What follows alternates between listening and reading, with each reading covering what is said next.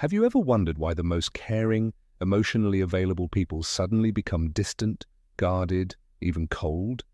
Why the empath who once gave endlessly now pulls away without explanation?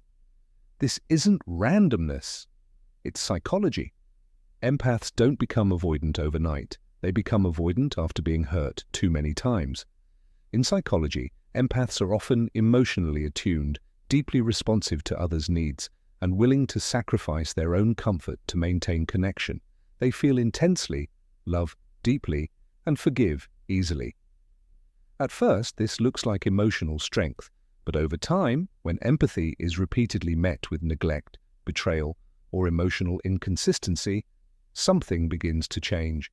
Each unreturned effort, each broken promise, each moment of emotional abandonment adds a layer of psychological fatigue. The empath learns, not consciously but neurologically, that closeness equals pain.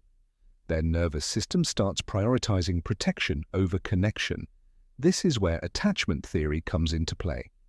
Many empaths begin with an anxious or secure attachment style, but repeated emotional injuries can rewire their responses. The brain adapts by shifting toward avoidance, not because they stop caring, but because caring has become too costly. Avoidance, in this case, isn't indifference, it's self-preservation.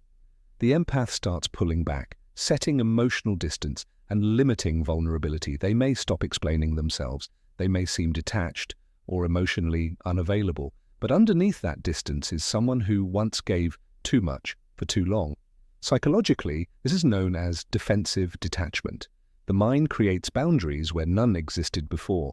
The heart learns to observe instead of absorb. And trust becomes selective, earned slowly, if at all. Ironically, this shift often confuses others. People who benefited from the empath's openness may say, "You've changed." And they're right. The empath changed because staying the same meant continued harm. This transformation isn't about becoming cold, it's about becoming aware. It's the moment an empath realizes that empathy without boundaries leads to burnout, resentment, and emotional exhaustion. So when an empath becomes avoidant, it's not a loss of love, it's the result of love being given without safety.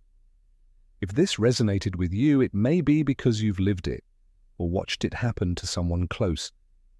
Understanding this shift helps us recognize that emotional distance is often a response to pain, not a lack of feeling. This is Psychology Threads, where we connect the dots between behavior, trauma, and emotional survival. Subscribe for more insights into the psychology behind human connection.